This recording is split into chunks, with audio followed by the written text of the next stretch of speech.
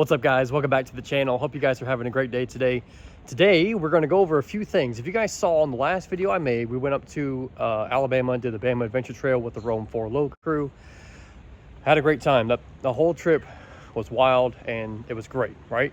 If you guys haven't seen it yet, I'll put the link to that video down in the description. Make sure you go check it out. It's like 75 minutes long, tons of trails, carnage, breakages, everything you want in a wheeling video. So we went up there last week. We did that. Along the way, the truck had a couple minor problems and a couple very major problems that we'll get to in a few minutes, like a wheel coming off the truck kind of problem. Anyway, so I've got a couple things. We're going to sort through them from the least, the least important to the very much important. And I got an update for you on the transmission and all the issues we were having with that. So let's get into it. Okay, so the first thing I noticed is the hood struts.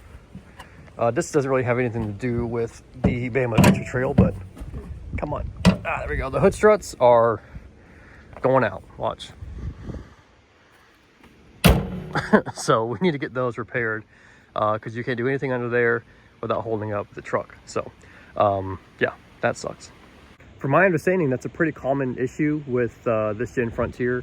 I don't know why, but this is a 2022. It is late 2024 and they are toast. So luckily you can go get one from like AutoZone, or Z1 sells ones that are a little bit longer to give you more room, because even with the stock ones, they don't give you a lot of room. The hood doesn't open up that far, so to get longer struts, make things under the engine bay a little bit easier to get to. The other thing I noticed is, I'm not sure if this was like this before, but the snorkel seems to have separated a little bit from the body. It might have been like that already, I don't know. But I mean, I feel up in here because there's 3 bolts. There's 2 bolts here and there's a bolt here that hold this piece to the actual fender. And I feel up in here and they're still there and they seem fine. I just don't remember it being like that before. I'm sure somebody from Z1 will see this and let me know if it's supposed to look like that. Maybe it does. I just never noticed it before. But it's still super solid. When I go like this, I mean, it doesn't move at all. So maybe it's just my imagination. I'm sure it's fine. Like I said, it doesn't budge whatsoever. All right, next up really isn't a failure, it's more of a user error, but look how dirty this thing got. I've got to clean this. This is all from dust and grime from the trail. Anyway, watch this. That's as far as it goes. Basically what happened is, maybe you can see it. There's a bottle there, like an old soap bottle that got stuck. And then further back, there's a jar that I had sitting here. Instead of putting it in a trash bag like I'm supposed to, I just stuck it here. And then on the trail, between all the commotion and rolling around, it rolled back into here. And now I can't open the drawer. Only way to get that out is to take out these bajillion screws and some over here and take this whole top of the deck off. So that sucks. Got a little bit of rash here. We kept dragging our butt on a couple different things. So we got a little bit there, nothing too crazy. A little kiss here, nothing wild. All right, well, that's pretty much where the easy stuff stops. Everything else is it's a major problem. So let me show you the first thing, which was our rear mud flaps we had on the truck self-deleted, and try to take half of the rear fender of the bed with it. So that happened. Basically what happened was this wheel was tucked all the way up in and it grabbed this lip and where the little mud flap is. You see the bolts there that hold that bracket on, and we bent this back already, and then later on down the trail it peeled it off again. So what I need to do is cut some more here so this tire can get all the way up in there without having any issues. The other side looks the same. This one probably looks a little bit worse, but yeah, no bueno. You watch that video and you hear that loud, obviously tire rubbing. That's what that is. It's taken off my fender. This side isn't as bad. I mean, it's a little bad, but it's not as bad as the other side. So we'll bend that in, and I'm gonna cut a little bit off just to get enough to clear these tires. Speaking of which, you can see how they ate into that fender. Right there, there, That's a good one. The other side's worse. Here's the other side. It just gouged those tires. But whatever. They're probably more than halfway through their life, so we'll get them replaced soon. It's not a big deal. Okay, now for the biggest thing that went wrong on the trip. And if you haven't noticed already, maybe you did notice, I don't know. But the wheel spacers that we put on the rear, not even 2 months ago, almost killed me and probably 5 other people. Well, let me back up. Let me tell you the story real quick. So we're going down the road. We're on 75. We're heading south. We're about 3 hours from home, 2.5 hours from home, and just north of Valdosta. And we go over like a little bridge, right? And we come down, and the back just feels kind of squirrely, right? Gets a little sideways for a minute. And it was weird because normally it's, you know, stays solid. So we were going to get gas anyway, and I figured, you know what, let me just go ahead and just check on everything, make sure everything's good to go, make me some peace of mind. So we get to the gas station, I push on the front wheels, solid. Go to the other side, solid. I go to the rear driver wheel, no good. There's probably a 1/4 inch of play for me just pushing inward on the wheel. I go to the other side, there's a lot less, maybe, I mean, very little play, a little bit of play, but still very little. The rear driver was really bad.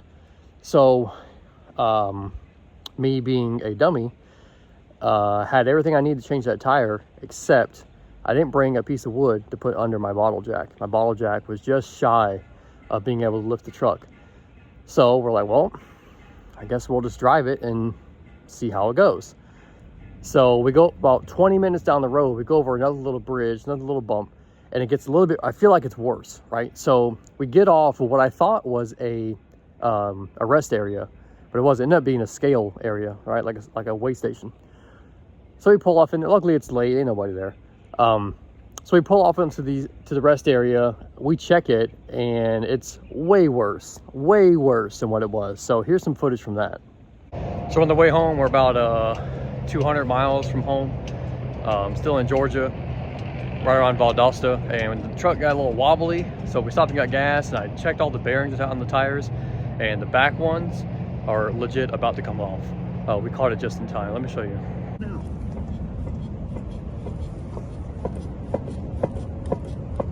Look at that tire.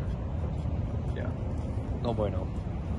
So since we're in Georgia, we called the Georgia, I forget what they're called. In Florida, they're called road rangers, but they basically patrol 75 and help you if you break down or whatever. So we don't have a jack that's quite tall enough, and I don't have any wood or anything to put under it to help move it up. So we're gonna wait here and wait for them to come out, since we're obviously not going anywhere. So after we did all that and the guy showed up, we go to get the wheel off, and as soon as we take off the lug nuts from getting the wheel off and we pull the wheel off, all but one bolt or nut comes off from the spacer. So basically there's only one nut holding that spacer on. There's only a couple threads. The whole wheel is about to come right off, which a 35-inch wheel coming off on I-75 doing 80 mile an hour could have flipped the truck. I mean, it could have ran up from behind us, could have hit somebody behind us, could have killed those people, could have took off down the street, you know, down 75. Would have been an absolute disaster. But luckily, I felt it and, you know, recognized that that's not normal. So by the time we got that one off, we went ahead and took the other one off. Didn't want to play anything, you know, didn't want to chance it. Took both spacers off.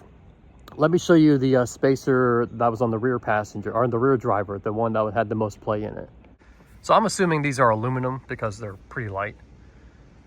Maybe they're aluminum, I guess. I don't know. I don't even know what these are. I got these from a friend of mine, took them off his truck.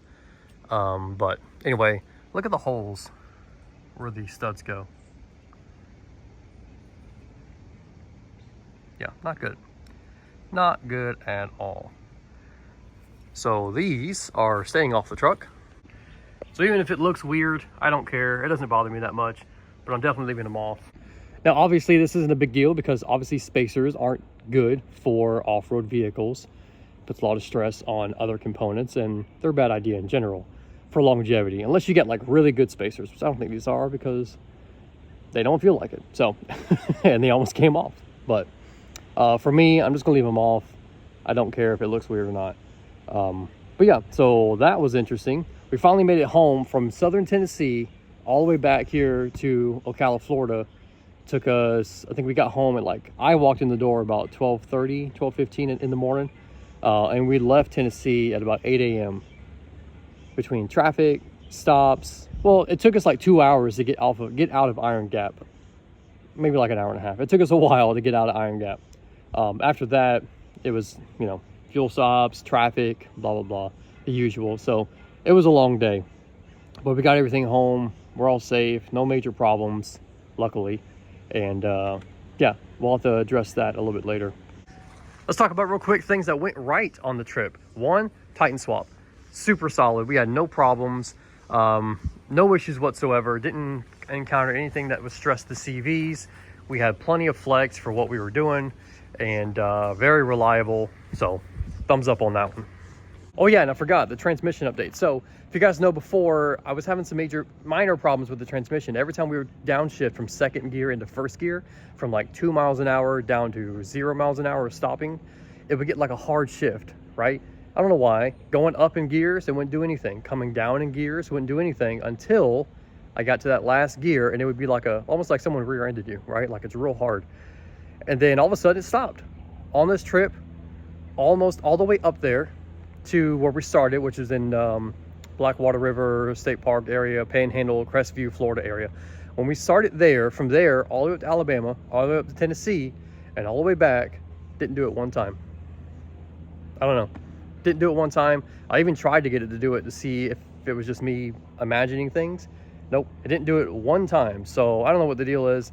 I drove it once yesterday for about 2 hours, and it did it once. So I don't know, whatever.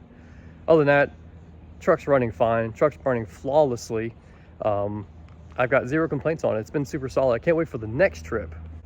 And speaking of next trips, we are going to be doing our first ride. My finger really big. We're going to be doing our first ride for 4-wheel drive adventures. It's going to be a guided ride, so it's going to be a paid ride. We're going to be out in Citrus Wildlife Management Area and Croom Wildlife Management Area doing a 2-day ride, 1-night camp. We're going to be paying for all your campsites, because in that area of Florida, especially in those two areas, no dispersed camping is allowed. So only way you can camp is through campgrounds. We're going to pay for those campsites. We're going to cater in supper on Saturday night. And then Sunday, so basically Saturday, we're going to be in Croom, wheeling all day. I'll show you the best spots, all the good holes, everywhere you want to see while you're in that area. There, we'll leave, go up to Citrus. We're going to be doing some, right from there, we're going to get to Citrus. We'll be camping there. I'll cater in supper, so you ain't got to bring no food for that. I'm going to have everything you need. And then the whole next day, we'll be in Citrus. I'll show you all the good lines, all the good spots, all the good trails that you're going to want. One, if you're new to the area and don't know where to wheel, this is a good ride for you to come on out to, because we're going to have it limited to 6 people, so we'll be able to take our time and take care of each other. No big, crazy, busy rides, which I hate going to when there's like 20 people on a ride or 15. It's just a lot. 6, I feel like, is a sweet spot. You get a lot of different vehicles, a lot of different people, and it keeps everything well maintained. So yeah, if you haven't been out there, this is a good time to go. 2, if you're new to wheeling and want to get out and start camping and start doing all this, this is a great time and a great ride for you to get out here and do that. Secondly, or thirdly, if you've never wheeled in Florida and want to come out, but you don't know where to go to get all the good stuff, this is going to be the ride for you. This is the best stuff this part of Florida has to offer. So if you want to just get right to the meat and potatoes of it, come on out to this ride. So if you want to see that whole Alabama Adventure Trail video, click right here and you'll see all of the stress we put the truck through that made spacers fall off. We'll see you next time.